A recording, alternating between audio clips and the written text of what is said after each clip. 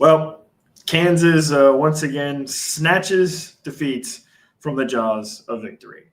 I'm Nick Springer here with Kevin Flaherty. We're going to break it all down coming up next.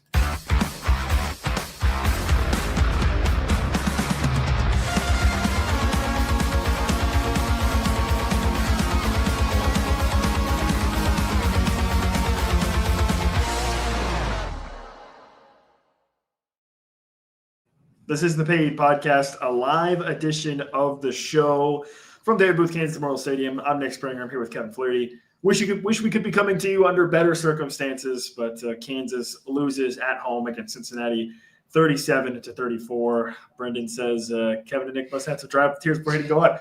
It's a sad loss, frustrating loss. Obviously, another one-score game where you're leading in the fourth quarter, late in the fourth quarter, and you let it slip away. So a real bummer for Kansas. They lose 37-34 against Cincinnati. I think Derek kind of sums it up here. Just a brutal loss for KU. Appreciate those of you that are joining us live here today after the show. If you haven't already, go ahead and subscribe on Apple and Spotify if you're listening on audio. And, of course, subscribe on our YouTube channel at Kansas Jayhawks KCSN, because win or lose, dropped pick into loss, whatever the circumstance may be, we will be live after every single KU football game for the remainder of the season. And Brendan, look at the bright side. No potato camera this week. You know, our executive producer remembered to bring all the proper equipment this week. So shout out to him. Kansas 1-0 in potato camera games, though.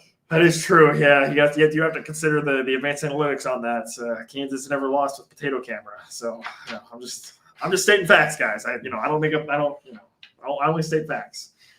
But, an absolutely brutal loss for Kansas, 37-34. KU's got the lead late in the game, 34-30. Cincinnati goes down. It's a 3rd and 10. Trey Lathan looks like he has a pick to seal the game. He drops it, or he gets tipped. And then Cincinnati, on a miracle pass, converts the 4th down to keep the drive alive. And then in the end, they end up going down to score a touchdown. And Kansas just didn't have anything left on offense when they got the ball back. Yeah, unbelievable one-handed catch sort of on that 4th down play. But it's one of those things, Nick, all offseason, the talk has been around finishing, right? Like, hey, we saw what happened last year, close games, found a way to lose. This is going to be something that we're going to take all offseason. We're going to address every drill, every conditioning segment. They would do stuff basically at the end of every drill to kind of try and teach perfection and how to close things out. And ultimately, Nick, the tough thing about football is coaches like to say it's decided a lot of times on like 5 plays. The problem is you don't know when those 5 plays are. You got to pick off a pass that's in your hands. You can't fumble the ball on the 1-yard line. You can't have all the blown coverages and all the issues that they had defensively. And ultimately, it wound up being – it's so funny because I think you can look at so many games from last year and sort of draw comparisons, right? Right before the end of half, you basically have a segment like the Missouri game where Cincinnati's trying to run out the clock. You give up 2 big runs, and all of a sudden Cincinnati winds up getting a field goal. What was the final score? Yeah, I was going to say 37-34. If you just eliminate everything else that you just outlined, that alone at the end of the first half, if you don't let that happen, we're probably playing in overtime right now, or maybe KU has a chance to go kick game-winning field goal to win the game. And that's one example. The end of the game, didn't it remind you of Arizona State last year, where your quarterback drives down? They have a terrific drive. I mean, wasting the clock down to what it was. I mean, that was one of the best drives they've had under the circumstances in the last few years. Exactly what you want. But then did anybody here feel confident that, hey, the defense is going to lock this thing down and Kansas is 100% going to win this game? I didn't. I mean, I didn't. Yeah. And then, the dropped pass or the dropped interception. And I hate to keep coming back to that because it is one play, but at the same time, it's a play that seals the game. And so that's the play that Kansas needs to make that Kansas is not currently making. Yeah, I mean, you mentioned the Arizona State game from last year. Nate hops in and says felt like the Missouri game again. Jacob also mentions, in the first quarter, you ran 4 plays. Yep. In the first quarter, KU ran 4 plays. Against 27. Cincinnati ran 27 plays in the first quarter. KU ran 4. Now, one of them was a 93-yard touchdown pass, so you're like, okay, well, that's fine. But you get the ball back, you go 3 and out. They ran 4 plays. It was 36-12 at one point in the second quarter. Yeah. I think at the half, Cincinnati had more than doubled up KU's plays. I didn't even look at the total play count. If it's on here somewhere, I don't even know. I mean, obviously, it wasn't good. It was a lot of plays to not a lot of plays for Kansas, and part of that was Kansas got some explosive touchdowns. Right, you had the pass to Emmanuel Henderson. You had another pass to me. You had two deep Emmanuel Henderson touchdown passes, obviously. But you can just see over the course of the game what happens when your opponent is consistently having drives of 8 plays, 9 plays, 12, 11, 12, 13 plays. And you are having consistent drives of 4 plays, 3 plays, or in the case of today, a couple 1-play drives. So over the course of the game, it just wears down your defense, man. And Cincinnati was very balanced, and really from start to finish, Kevin, the KU defense I didn't think was ever comfortable. I mean, they were just 100%. Never. The KU defense was never in a comfortable position. They never seemed to know what Cincinnati was going to do next. Cincinnati did a great job of mixing things up. They were obviously having a lot of success, both running and passing, which really impacted things as well. But too many similarities to previous games. And again, the one possession game stuff is, generally speaking, I think a lot of people recognize, hey, in 1-score games, generally it odds out to about 50-50, right? Yeah. Like you're going to be around 50% lose, 50% win in one-score games. The only exception to that rule is Nick Saban, right? Who is arguably one of the greatest college coaches of all time. Bill Snyder won like an outsized majority of 1-score games. Yeah. And so, but the point being is that it's the opposite right now for Kansas. Yeah. They are not winning 1-score games. They are not even winning 30% of 1-score games, it feels like right now. It's just they've just been losing every single one. And it's because of stuff like you just talked about with the end of the first half, where at the end of the first half, Cincinnati is, again, just like Missouri was in the Missouri game, they're trying to run the clock out. They get the ball inside their own 10-yard line with 45 seconds left. They're saying, yes, please, we want to go to half. Please, take us to half. And instead, Kansas says, you know what? Nah, here's a 50-yard run down the sideline. Yep. Next thing you know, they could have had a touchdown at the end of the half. And instead, they end up kicking a field goal. But, stuff like that. And then, obviously, at the end of the game, as you said, Kansas has a great offensive drive, takes over 7 minutes off the clock, I think, on that last drive to score, to put themselves up. And then, again, you could just feel it in the whole stadium. There wasn't a single KU fan in the whole stadium that thought, oh, boy, hell yes, great job, guys. Now we can go win this game. It was, oh, my God, are we going to be able to stop this, stop Cincinnati? And guess what? The answer was a resounding no. They couldn't stop Cincinnati. Even when you had a 3rd and 10 drop pick and you had a 4th and 10, it just didn't matter. So Kansas could not get off the field on money downs, and it was the same issue that Kansas had against Missouri, and the same reason that Kansas got so outplayed, and when I say that, outsnapped basically by Missouri, where Missouri had so many more plays than Kansas did.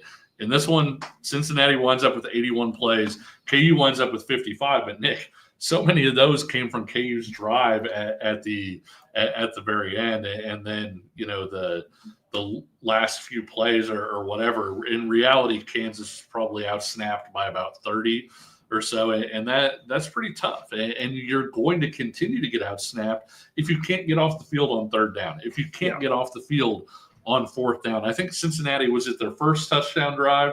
They convert 2 4th downs and a 3rd and 10. Those are plays that you have to make. You make one of those basically, and you're not giving up a scoring drive. And so all of those are, when you look at a game like this, one of the things that I hate and we talk about on the show is when people try to put it all on one guy or one thing, because there are so many chances. And that's the tough thing about it is, look, like in order for Kansas to lose this game, Nick, A, B, C, D, E, and F had to go wrong. You know what went wrong? Yeah. A, B, C, D, E, and F. Sam in the chat says 1-6 in 1-score games since 2024. And that was the story of 2024, right? I mean, you feel like you could pinpoint 3 or 4 plays where if they go the other way, Kansas is 8-5 or 8-4 or 9-3 last year instead of 5-7. So just absolutely brutal. You lose Bengali Kamara to a very questionable targeting call. Pretty soft targeting call. Maybe I think if you were to read it exactly as it's defined in the rule book, I suppose but I mean, come on, guys. Like, what are we doing? So you lose him for the second. That play happened, by the way, early in the third quarter, about 10 minutes up in the third quarter. So you lose him for basically the entire second half. He's going to be out for the first half of the UCF game as well. But I don't know how much of a difference he would have made out there late in the game. But, yeah, it was very frustrating. I mean, the Kansas defense could not do anything against Cincinnati. It was just they could do anything they wanted. And honestly, I think from the Cincinnati standpoint, Kevin, Cincinnati arguably could have won this game by 14, 17 points. I mean, they had 4 touchdowns wiped away by penalties that really bailed out Kansas. One of them led to a field goal. They ended up getting a stop on another one. I think they had the punt return touchdown that was called back that I think they ended up getting a stop on as well. So, I mean, this was a very close one-score game, and obviously we're talking about all the things that kind of went wrong for Kansas. But at the end of the day, for Cincinnati, they could have easily had this game well in hand late. Sure. And I think when you look at all of that, it's the wide range of outcomes you can have in any given Saturday. But that's why we harp so much on those plays. Is like in this game, with the way it played out, if you do this right, not like these 5 things right, Nick. If you get a stop on 4th and 10, if you catch the ball, tackle at the end of the half. If you tackle better at the end of the half, and I know it feels like we're putting a lot on the defense. Look, like Jalen Daniels, like he's taking some heat in the chat right now. He had 500 yards total, and when you're looking at the quarterback and you're saying, oh, yes, the fumble was not good. They punted it back. They wound up getting a score or whatever. If Jalen Daniels had thrown 4 touchdowns with 1 interception, you would live with that TD to interception ratio. So just make the fumble an interception. I think it's one of those things that, quite frankly, I do get that, hey, you had 3 red zone trips that combined, you got 6 points, and that was a factor in this game. But ultimately, you put up 600 yards of offense, you have 34 points, you should win that football game. And so I'm not saying the offense bears no blame, but I am saying I am seeing the offense take sort of an outsized portion of the blame, it feels like, in a game where the defense was just nowhere to be found. Yeah, I mean, the Jalen fumble at the 1-yard line, it's kind of whatever to me because, like I said, you end up getting the punt and then you have a really great drive to go and score a touchdown. So it's like, I mean, fine, I guess, sure, but it's just kind of whatever. In the grand scheme of the game, KU recovered and ended up still putting themselves in a position to win. So it's whatever. To me, the bigger issue that I had, Kevin, was – again, the run game for Kansas. Yeah. I mean, you talk about, I think when the discussion about the time of possession disparity and the disparity of plays ran between Cincinnati and Kansas and really any opponent they play seemingly this year, you talked a lot about the fact that, hey, get off the field on money downs. Right? Cincinnati was 7 of 16 on 3rd down, 3 of 3 on 4th down. So basically, it's like you're 10 of 16 on 3rd down because of the 4th downs. Yeah, exactly. So that's part of it. But to me, the other part is the offense needs to also then try to stay on the field. That's part of it too, and you're unable to run the ball for a majority of this game, it felt like. I mean, LeSean Williams ends up with 10 carries, 64 yards, he had a 25-yard run. So, average-wise, he looks okay. But, yeah, I don't know. I was pretty discouraged by the disparity favoring Cincinnati at the line of scrimmage on both sides of the game, especially considering the fact that if anybody paid attention to the availability report, Cincinnati was without like 5 defensive linemen, including Dante Corleone. So it felt like that was one where you could circle that and say, okay, they're thin at that spot. They're without their NFL caliber defensive tackle. Let's capitalize on that. And it just didn't happen. So I'm really discouraged, I think, coming away from this game with how the line of scrimmage played out on both sides of the ball, because Kevin, it did not feel like KU's defensive front did much in this game. I mean, it didn't feel like they were able to generate much pressure. Toby Walker was able to run through some pretty big holes for most of the game. And if that's going to be the strength of your defense, like we've talked about so much over the course of the start of the season, for them to come out and have a performance like that, it's going to cause a lot of problems. And obviously it did today. Yeah, and I think the guys who really struggled today were the safeties. At one point they wound up moving Jalen Todd back to safety because the safeties were just getting torched sort of repeatedly in coverage. And it was just – it felt like one of those things where like against Missouri, where if you had good coverage on 3 guys, the 4th guy was beating you. And so, yeah, the lack of pass rush, I think, really, really hurt. I think that you really needed to get Sorsby off of his comfort level. You had to get him off of his spots, and he did make some plays. He's a really good player. Yeah. But at the same time, you couldn't just let him sit back there and sort of deal, because the secondary was not going to be around if you gave him that 4 or 5 seconds. And so, there were some situations where you thought, man, you'd really like to see a little more pressure, maybe send a few more guys and maybe, live with the consequences, right? Like, yeah. I mean, yeah, you're going to give up some big plays, but you were doing that anyway. Why not send more guys, maybe try and create, an extra turnover or a negative play. And so the secondary was the worst part of the game, I thought, especially the safeties. Well, and the safeties were so bad that you pointed this out, and we saw Jalen Todd was playing safety because they weren't able to stop anything else. Now, you wonder if, Mason Ellis ends up not playing today. Saeed Gibbs got dinged up as well at one point. So obviously you're talking about a thin room. But, yeah, even still, it was just – you didn't have one of the dives for the first half. The zone was very soft, to Adam's point. I thought, especially in the first half, it felt like they were running soft zone, and Cincinnati was very happy with Kansas playing that. I guess the theory behind that was, okay, you get 7 pairs of eyes in the backfield on Sorsby in case he tries to scramble. But the end result was there was just drag routes and quick outs, quick hook routes that were open left and right. And Cincinnati was also getting a lot of yards after catch as well. Yeah. So they were able to get some stuff like on the sidelines against cover 2 and all of those things too. So yeah, obviously a very frustrating game. We're going to be spending some more time breaking this game down. We do need to take a quick break. So everybody breathe. Everybody just take a breath. It's going to be okay, and we'll be right back.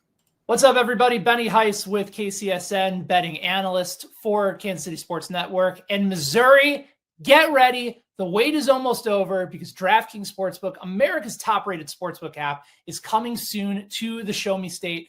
And guess what? You can get started today because new Missouri customers can get $300 in bonus bets once DraftKings Sportsbook launches on December 1st. You can download it now, place a $5 bet once they are live. Guys, DK Sportsbook brings everything you need to really elevate your game day. You got live in-game betting, super fast payouts, endless ways to get in on the action, all right from your phone. And when they are live in Missouri, you're going to be betting with the Sportsbook app trusted by millions. It is safe, secure, fast money withdrawals. That's the place you want to play. So here's what you do. Download the DraftKings Sportsbook app now. Use the code KCSN to grab $300 in bonus bets with just a $5 bet when DraftKings Sportsbook goes live on December 1st. That is code KCSN in partnership with DraftKings Sportsbook. Remember, if you have a gambling problem, call 1-800-GAMBLER. You must be 21 plus, physically present in Missouri. Eligibility restrictions apply. Bonus bets expire 7 days after they're issued. Excludes customers who redeem pre-launch sign-up offer. Terms are available at sportsbook.draftkings.com/promos. I'm Brett Goodwin, one of the owners of The Learning Tree. The Learning Tree is a neighborhood toy store in Prairie Village, Kansas. This has been here in this location since 2000s, and my husband Alan and I purchased the store in 2023. Alan and I grew up in families where we've always wanted to have a business together. Alan grew up, for instance, his parents had a jewelry store. I worked in a local toy store here in Prairie Village when I was growing up. When this opportunity happened in 2023, we knew right away we wanted to contact them and pursue the store. We wouldn't have been able to get the store without the team at Emprise Bank. From the day we contacted them, they knew what we needed to do, which was very helpful. I would absolutely recommend the team at Emprise Bank to anyone looking to secure a business. We worked with Emprise from day one. They were extremely helpful. They were always great resources. We talk to them frequently. They know the area. They're very friendly. We know who we're going to talk with, and they know what we need to do. We hope we'll see you at the Learning Tree. This is the Paid Podcast, a live edition of the show from David Booth, Kansas Memorial Stadium after a disappointing, frustrating, agonizing, painful loss for Kansas. Jayhawks fall to 3-2, and they are now 1-1 in conference play after losing at home against Cincinnati, 37-34. Before we go any further, Todd Hawk, please don't take a deep breath of mustard gas. Just don't do that. Don't do that. What you should do, though, is before we continue, calling all Chiefs fans. You could be on the field inside the 50-yard line at GEHA Field for the official coin toss of Chiefs home game this season. Visit Chiefs.com/GEHA now. Enter to win a chance to be on the field for a once-in-a-lifetime view of the pregame coin toss. Plus, you can score other exclusive prizes. Enter for a chance to win at Chiefs.com/GEHA. GEHA is a proud partner of the Kansas City Chiefs. Speaking of the Chiefs, Kevin, they won a lot of one-score games. And you know who doesn't win one-score games? Kansas. It's becoming a bit of a trend. It's been a trend for the past couple of years, actually, that Kansas having a hard time in one-score games. It's a combination of some questionable coaching decisions with some bad execution, with some bad play call. I mean, it's just I don't really know where to go at this point. I mean, I think we talked about it quite a bit after the Missouri game. Lance Leipold obviously is a great. From a 90,000-foot view, he's a fantastic CEO coach of a program. Obviously, he turned Kansas around and has got them to where they are now, through his process, through his ability to lead a program. But yeah, man, on the field, those coaching decisions continue to rack up, and it just continues to result in losses for Kansas. So it's very frustrating, very, very agonizing, certainly. And I think for Lance Leipold, at some point, you have to start to question if you make changes in how you handle those late game situations, whether it's bringing in some sort of outside voice that can maybe help say, hey, time out here. Hey, this here, that there, whatever it may be. But I don't know. It's obviously very disappointing. I think that's a big part of the game today as well, is once again, end of half, end of first half, that you give up the field goal and then end of game scenario. Now, again, there's an execution aspect of it too, right? Yeah, Trey Lathan makes the catch on that pass from Sorsby on third down. If he just secures that interception, game over, conversation ends there. But obviously now we sit here with another one possession loss and sort of just left searching for answers. End of the first half, you execute by being in the right gap, by tackling guys when they run the ball, and you get into halftime without giving up extra points. And so there absolutely is an execution aspect of it. I know every play calling is the popular thing to blame, whether it's offense or defense, but I do think that you really have to, execute. You go out there. These players are out there for a reason, and I think a big part of the solution, as it is make your play, right. And people have talked about, hey, the defense has been out there a lot. The defense can do something about that, Nick. Like you get into third down and fourth down, you get a stop, you're not on the field anymore, and the offense has the ball back. And I do think there are some things that the offense can do to help the defense out. Like you mentioned, I would have liked to see Le'Shawn Williams get a few more carries, kind of slow the tempo down a little bit. But also the offense was so dominant in this thing that it's tough to put too much on that group.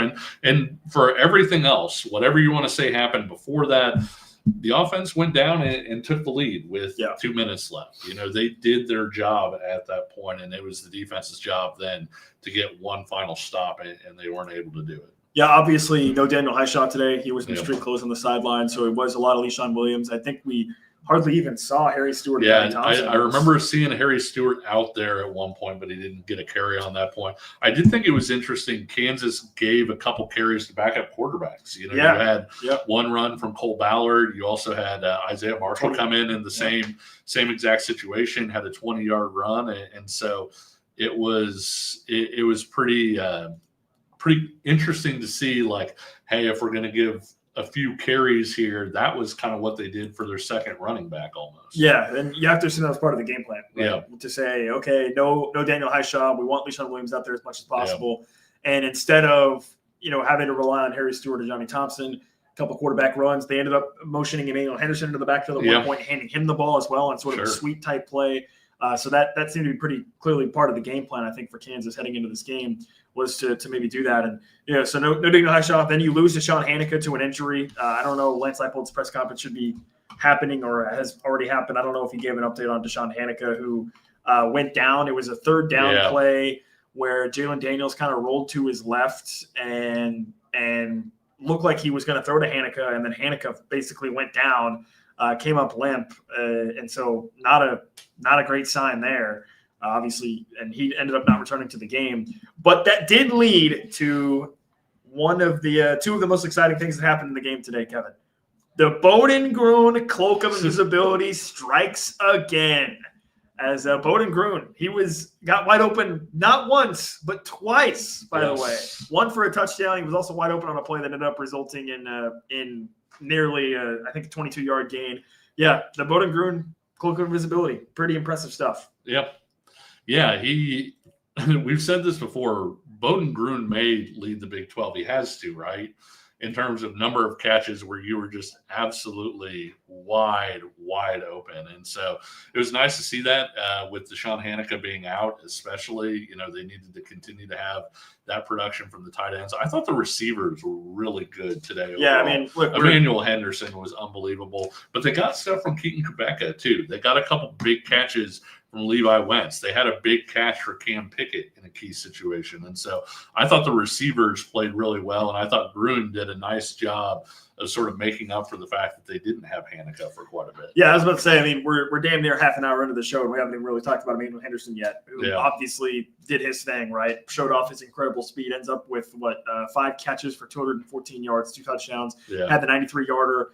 His other touchdown catch, how long was that one? 75 yards. So 93 and 75 for Emmanuel Henderson on 2 touchdowns, long catches. So Gruen, by the way, got drilled by the stats people after the game. What happened? They took his numbers down from 96 yards to 84 now. So really, I'm looking at down to 84. I'm looking at the KU stat sheet here. It still says 96. They switched it. They moved it. Yeah, down to 84. What happened? Dude, that's brutal. Justice for Bowden Gruen. Dude, come on, real, guys. That's unbelievable. Yeah, Bowden Gruen obviously had the wide open touchdown for the Cloak of Invisibility, and then he had it again.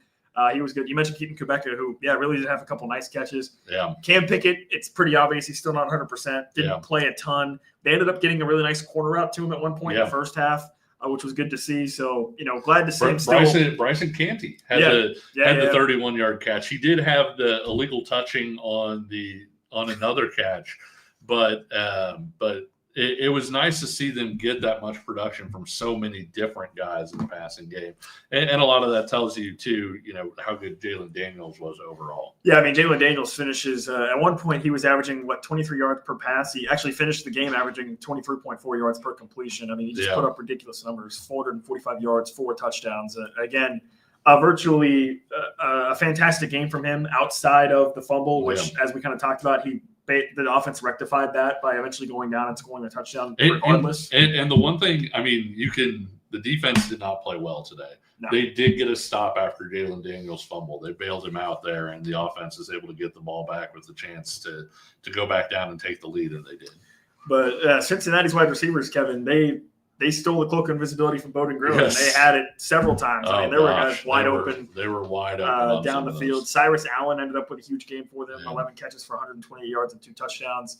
Torsby, again, was darn near perfect, honestly. A lot of you guys know that I do like the film breakdowns like during the week. I would almost guarantee when I go back through that you're going to see a lot of those guys that are really open, kind of working against safeties in those situations. Yeah. Something else I wanted to kind of mention to you, Kevin, is truthfully, this felt like a really good game between the 4th and 5th best teams in the conference. Yeah. I mean, I don't think either one of these teams are now are in the conversation really for the conference title hunt. Sure. I would say at this point. I mean, this was just a good game between 2 upper mid-tier teams. Both of them have to fix defenses to get to that point. But no, I mean, and that's the thing about it was that Cincinnati is not a bad team.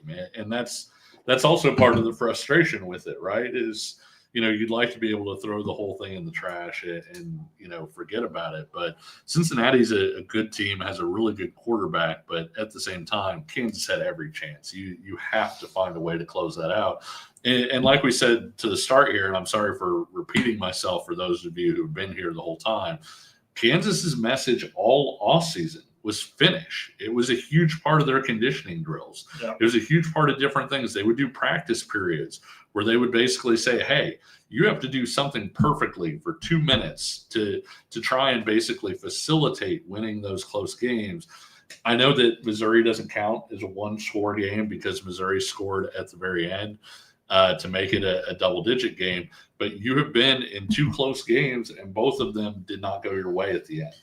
Yeah, and I think the big difference for me, Kevin, is the Missouri game. It felt like over the course of the game, the defense was at least making Missouri work for it. Yes. Right, and like Missouri had a couple of really nice plays on 4th down, but the defense, like as the game was unfolding, I was thinking, man, I don't feel like the defense is really playing that poorly. They're just, Yeah. what I mean, versus the difference between that and today it was like Cincinnati would have had a harder time scoring against air. I mean, they would have had a tougher time scoring against air. It felt like on some of those drives. It was really rough. Yeah. So let's take one more quick break here. We'll share some final thoughts. Adam Vaughn had a message in the chat as well that I want to talk about as well. So we'll take one more quick break, and then we'll be right back. What's up, guys? I'm BJ Kissel, founder and CEO of KC Sports Network, and I'm here to talk to Kansas City businesses. If you rely on technology, you need an IT support team that's not just another vendor, but a true IT partner. That's why I want to introduce you to my friend and neighbor, KJ Miller. He is a VCIO at ThrottleNet, the Midwest's highest rated and most reviewed IT support company. They've been in business for more than 25 years, helping companies stay secure, productive, and ahead of the curve. They aren't just IT support, but they provide data security, IT strategy, and cloud software services. They do it all, and their reviews show they do it better than anyone else. So if you want to hear about how ThrottleNet can help your local business, join the conversation with myself, KJ Miller from ThrottleNet, and our resident genius from KC Sports Network when it comes to IT, at least as he's affectionately known by us, Mr. Craig Stout. Click the link in the description to hear how ThrottleNet can help you.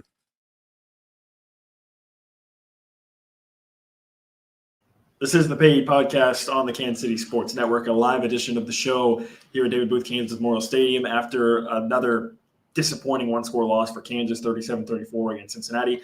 I'm Nick Springer here with Kevin Flaherty. We're brought to you by Emprise Bank, your partner in all things possible, member FDIC. If you have not already, please go ahead and subscribe to the channel. If you're joining us here live, you're already here. Just make that extra click. Go ahead and subscribe. You can share a comment as well, as some of you have done so. And also, don't forget to like the show as well if you're joining us here live on YouTube. We're live after every KU football game. So win or lose, no matter what happens, we will be live after every KU football game, including next weekend, next Saturday night against UCF. It's a 6:30 p.m. kick, so it'll be a little bit of a late night on Saturday night. You can come hang out with us after that game as well. Before we went to break here, Adam Vaughn had a message in our chat. The very last possession was Irwin 2. Felt like they tried to get all 35 yards immediately instead of running like 3 or 4 smart plays. I agree. They get the ball 100%. back.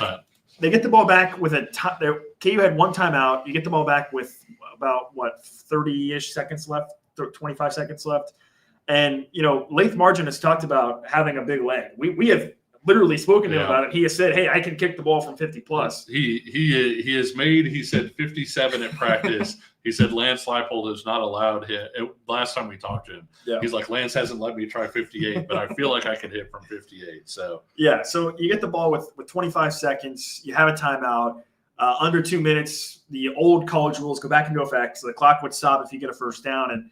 And it really just felt like things were disjointed from the first play. Jalen Daniels kind of rolls out, takes a bunch of time off the clock, ends up throwing it away. Then he kind of does the same thing on the next play, and all of a sudden you have basically 12 seconds left. And you wind up running, and you had to call timeout. Yeah, that's right. Taking your final timeout. So so it was just I agree with that, Adam. It was a sort of a disappointing way to kind of go out with a whimper at the end of the game, where you have a kicker I don't think we've really talked about this enough in depth necessarily, but you have great special teams for Kansas. Like, this is not a team that has bad special teams. This is a different special teams than what we've seen in at least at the start of Lance Leipold's tenure, right? Like, you have Lath Margin, you have Tate Nagy, who they definitely trust as a punt returner. You have Emmanuel Henderson as your kickoff returner. Finn Lappin didn't have a great day today because he had the line.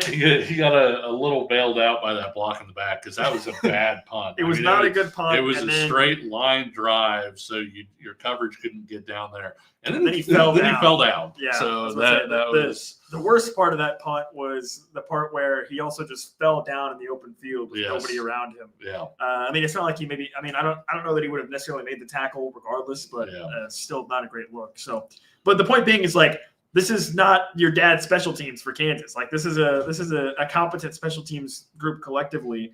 And late in the game like that, you could get into range. You had the opportunity to do so. So that was frustrating to see. In college football, 25 seconds is an eternity. Yeah. And 25 seconds with a timeout is a really long time. And so, I mean, we've seen the Chiefs do what they did with 13 seconds. But at the same time, you're in a situation, especially with the clock stopping while they reset the chains on first downs, where you can try and get 15 over the middle and then come up and 3 or 4 good plays rather than trying to kind of get it all at once, could have been a big deal for him. Tata Hawk also mentions play action against Prevent was head scratcher. Sometimes when the play is a play that typically accompanies play action, they just go ahead and keep the play action in for the timing purposes. Basically, a quarterback is used to running it that way, and so he's got his internal timer where it's like, okay, fake the handoff, 1, 2, throw the slant. And so it's more that than, thinking like, oh, they're going to jump because they think we're handing the ball off here. It's just sort of, hey, the play design is called for this. Our guys are comfortable with the timing coming off of play action.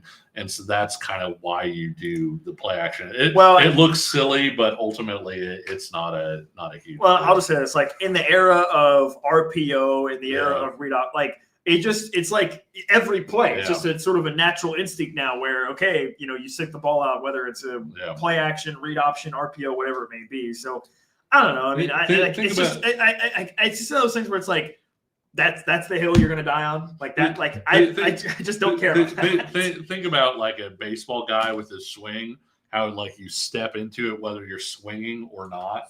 You're getting your body's rhythm ready to swing in case you're going to swing. You don't wind up swinging at every pitch, but you're getting that part of it.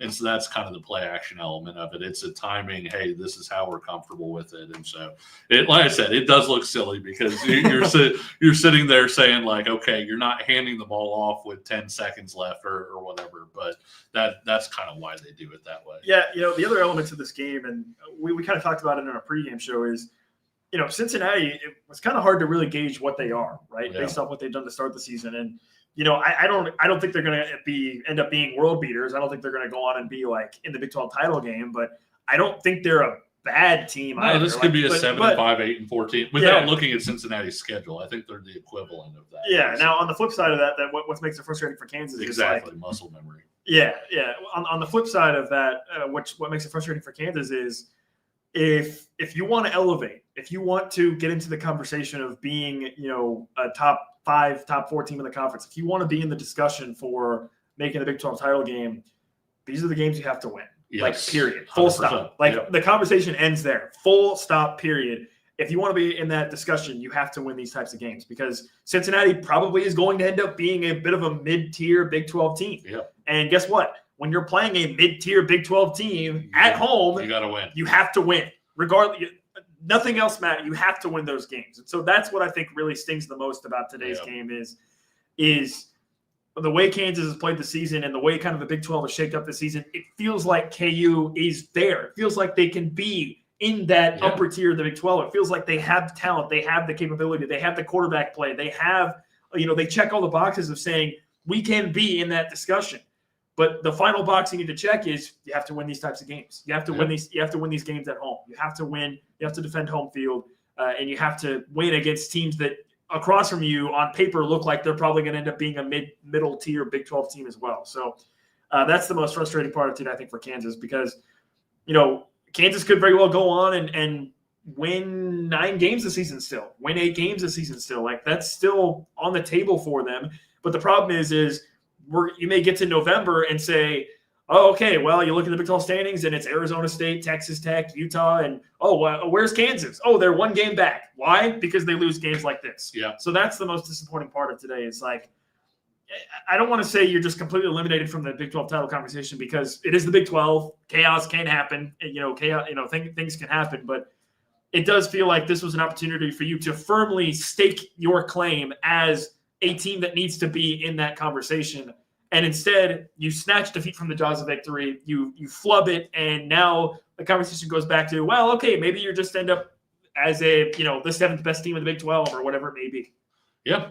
I didn't realize you were like knee high to a grasshopper at this time, but like you look at like KU's 04 team, that was a team that probably could have been like an 8 or 9 win team, except they lost a lot of close games. Their 2006 team could have been one of those teams that won a lot of games. Instead, they went 6-6, lost a lot of close games. What was different in the Orange Bowl year? They won some of those close games. And so it really is. I know that we have mentioned this before, and it sounds like such a cop-out to just say, hey, you're going to play in a certain number of one-score games, and how you do in them is what you're going to be. But that's the way the Big 12 is now. There's no separation. I mean, the bottom of the league, well, maybe not outside of Oklahoma State. Yeah. Outside of Oklahoma State, the bottom of the league isn't really that far below the middle to upper tier, and vice versa. The upper tier is not that high above the middle tier. And so you're going to be in a lot of close games.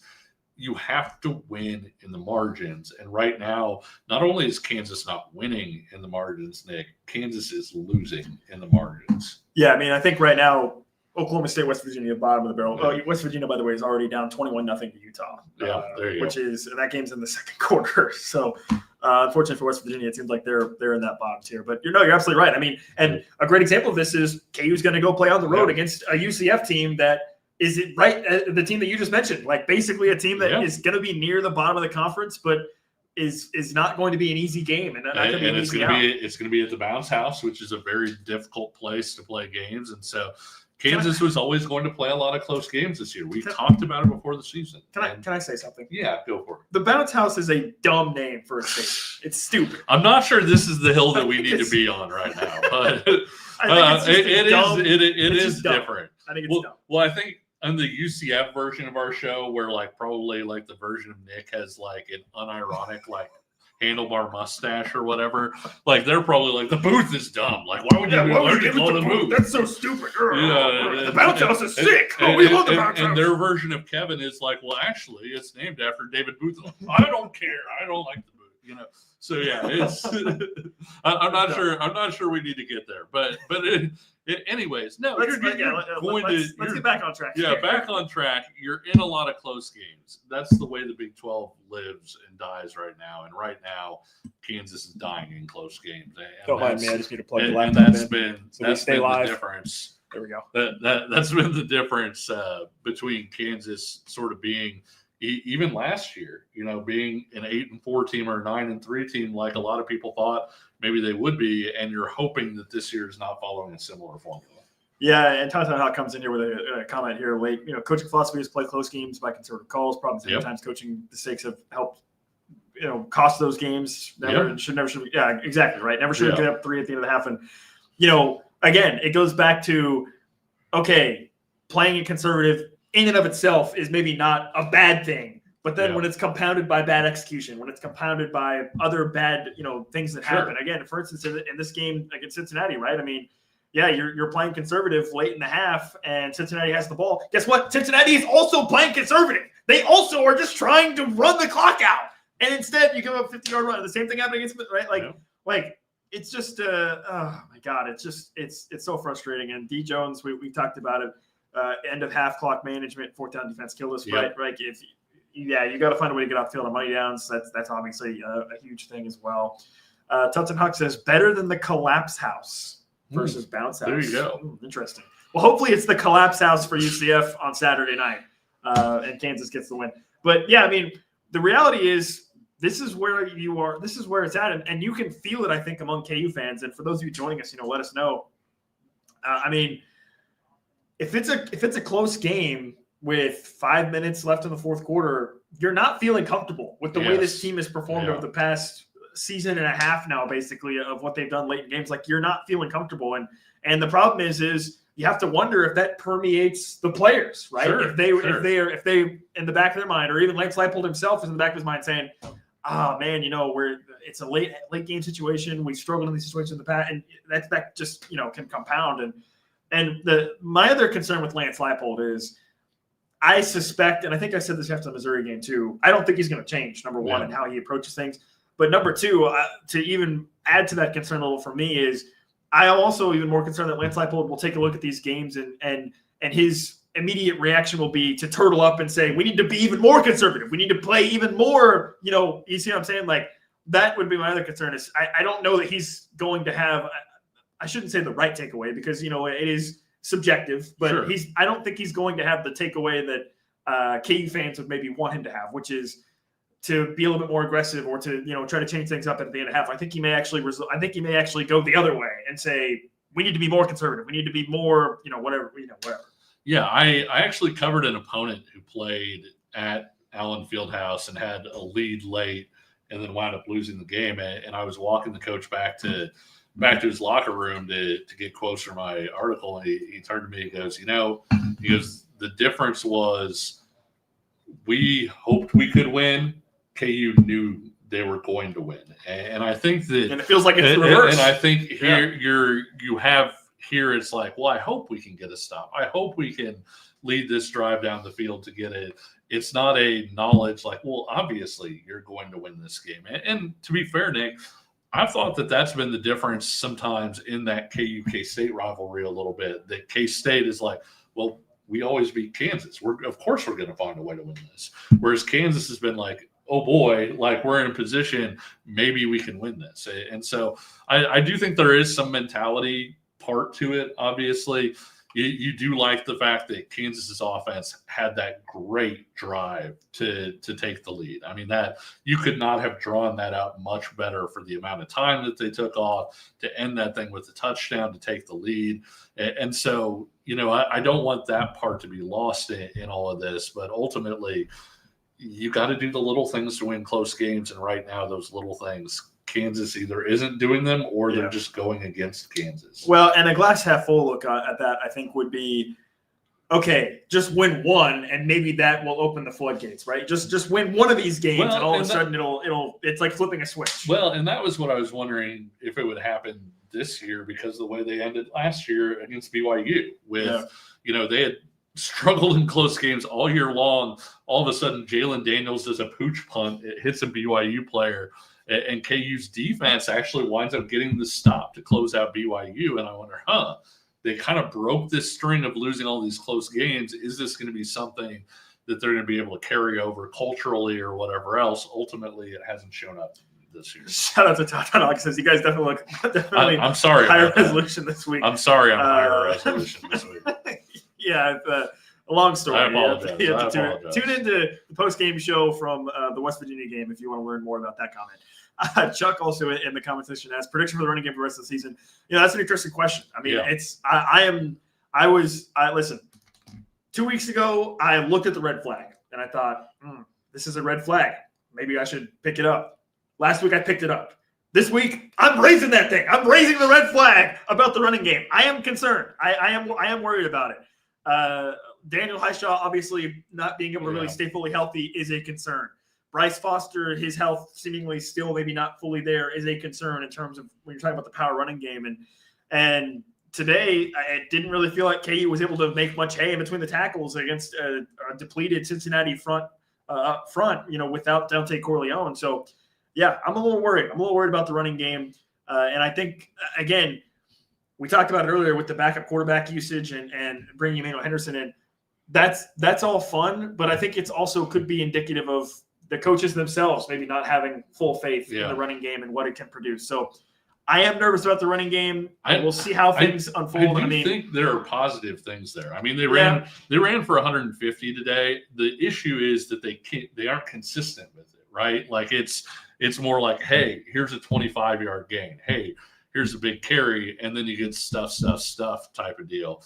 I don't want to say I would rather not have the big plays, But I think where you start to take that step forward is when you can start, moving people and generating out 6 yards, 7 yards, 8 yards, 5 yards, and you're having that consistency. And the other thing is, guys, like that's what allows you to hold on to the football where you're not facing these giant disadvantages in terms of numbers of plays. You're not facing these giant disadvantages in terms of time possession. The time of possession didn't wind up getting super out of hand, and a big part of that is Kansas's final drive where they took like 7 minutes or so. So it was time of possession ended up being 34-30 for Cincinnati, 25-30 for KU. But yeah, I want to say KU's last drive in the fourth quarter, that was about a 7-minute drive, I want to say, for KU. 6:17 on that. No, is that right?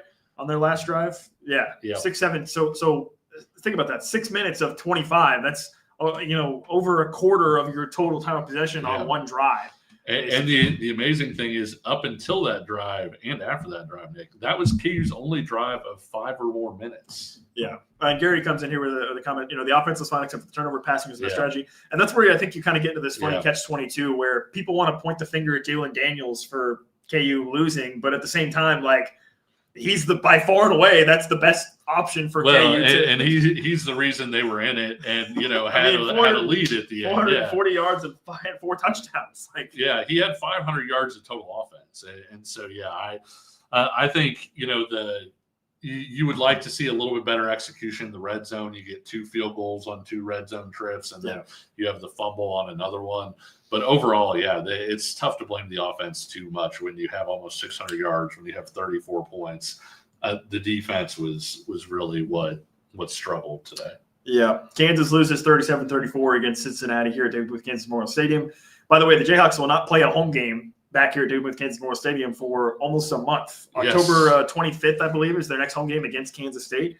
So they're going to be on the road away from home now for a bit. They only have 3 home games left the rest of the season, which is crazy to say. And we're still in September. They have 3 home games left the rest of the season. So, that's why I think even more so today's game was really important. But Kansas comes up short. They'll be back at it on Saturday night against UCF. You can expect Kevin and I to be talking about that game later this week, previewing that game. And then, like I said, we'll be live after the game on Saturday nights between Kansas and UCF right here on our YouTube channel at Kansas Jayhawks KCSN. If you have not subscribed, what are you waiting for? You should be subscribed so that you know when we go live after the game, and come hang out with us. Honestly, a lot of times after we do these shows live, I feel a little bit better. It's almost like a little bit of it. Even when KU loses, I feel some weight. I tweeted out that this is catharsis. Sure. Right? That we all get to come together and talk about it. Get a little riled up. Get a little fired up. Yeah, get some stuff off the chest. Obviously, when you lose, it's not like everything went wrong, right? Like there are positives, and when you win, there are negatives, Nick. Like there are things that didn't go the right way, but overall, very disappointing outing. You had a chance, you had the lead late, you didn't find a way to get it done, and so I'm interested to see where Kansas can go from here, because hey, if you respond well, you go down to UCF and you get a win there to finish 4-2, you would feel really good, I feel like, about where you're at heading into Lubbock. And I think, you wanted to be 5-1, but if you're 4-2 heading into Lubbock, then you have to feel like, okay, you're trending in the right direction. Yeah, I mean, I guess that's probably got to be the message from Lance Leipold and the staff is, today sucked, but everything's still in front of you, right? Yeah. You still have a chance to go out and fight and hopefully have a shot at maybe still being one of the top teams in the Big 12 and getting to a bowl game obviously would be significant also. Not saying they're going to do this, Nick, but if you win out, you're in the Big 12 title game. Again, I'm not saying like I'm saying from a very literal standpoint, it is all still ahead of you. So yeah, that I guess is true. But we'll see what happens on Saturday night against UCF. Kevin has, I think, maybe had too much Kool-Aid. But no, I'm not saying they're going to. I'm just saying from your whole thing about like it's all still in front of you, it literally is. I'm with you. But it's been fun. We won't be back here at the booth for a while, so I guess we'll enjoy our last few moments here before we come back for the K-State game in October. Really appreciate everybody that joined us tonight, this afternoon. Thanks so much to all of your live chats. Really appreciate you. And again, if you haven't subscribed, please do so. Tell your friends, tell your family, tell your enemies about us. Find a UCF fan. Tell them to, first of all, tell them the Bounce House is stupid. Tell them that first. But then tell them to come and subscribe to our channel so that they can learn more about the Kansas team that they're going to be hopefully losing to. on Saturday. But until next time, he's Kevin Flaherty. I'm Nick Springer. We'll talk to you again soon. See ya.